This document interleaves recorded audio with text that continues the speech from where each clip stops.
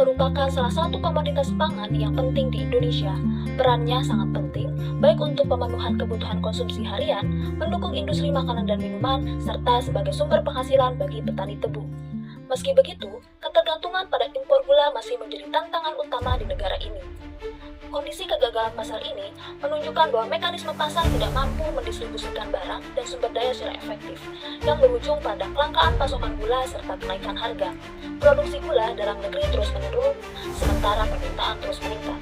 Pemerintah melalui Badan Pangan Nasional mengeluarkan kebijakan relaksasi harga acuan pembelian untuk gula konsumsi di tingkat retail atau konsumen dengan tetap berada di kisaran 17.500 per kilogram.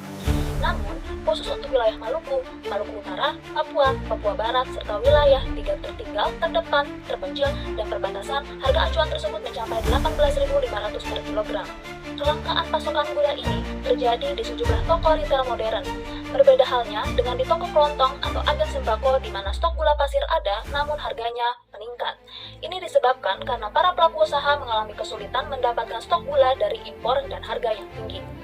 Produksi gula dalam negeri belum bisa memenuhi kebutuhan konsumsi nasional, sehingga mengakibatkan ketergantungan pada impor. Kementerian Pertanian memperkirakan produksi gula nasional hanya akan mencapai 2,6 juta ton, sedangkan kebutuhan gula nasional mencapai 3,4 juta ton. Ketergantungan pada impor ini menyebabkan harga gula sangat rentan terhadap fluktuasi harga internasional dan berisiko terhadap ketahanan pangan. Penyebab lain adalah pabrik-pabrik gula yang belum memulai proses penggilingan. Banyak pabrik gula di Indonesia masih menggunakan teknologi lama yang menyebabkan rendahnya produktivitas dan membuat mereka sulit bersaing dengan gula impor yang lebih murah. Selain itu, perebutan bahan baku tebu masih menjadi tantangan besar, terutama bagi pabrik yang tidak memiliki kemampuan keuangan yang memadai. Situasi ini mengakibatkan adanya pabrik tertentu yang menjadi penentu harga di lapangan. Kemudian, adanya permainan harga oleh segelintir pemain besar atau kartel yang mendominasi pasar gula, baik di tingkat distributor maupun pengecer, sehingga menyebabkan harga gula menjadi tidak stabil dan tinggi. Hal ini penting bahwa adanya peran pemerintah dalam mengatasi persoalan terkait dengan kegagalan pasar tersebut. Pemerintah dapat dengan memberikan pelatihan kepada petani tebu untuk meningkatkan hasil panen dan kualitas tebu. Pelatihan ini dapat mencakup berbagai aspek teknis seperti pemilihan varietas tebu yang unggul, teknik budaya yang efisien, penggunaan pupuk yang sesuai, serta strategi pengendalian hama dan penyakit. Selanjutnya, pemerintah harus membuat keputusan yang bijak dalam menentukan waktu yang tepat untuk melakukan impor gula. Impor sebaiknya dilakukan ketika pabrik-pabrik gula di Indonesia tidak dalam proses penggilingan tebu. Kemudian, pemerintah dapat dengan mendorong petani tebu untuk mengurangi ketergantungan pada tanaman tebu dan mulai mengeksplorasi sumber gula alternatif seperti gula terbuat dari kelapa atau nira.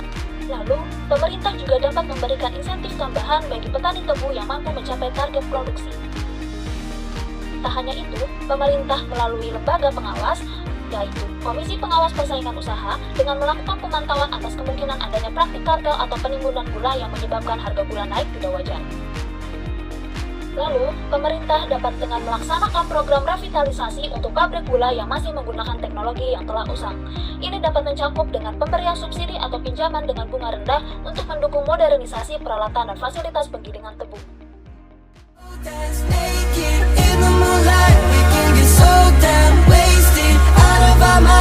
Until we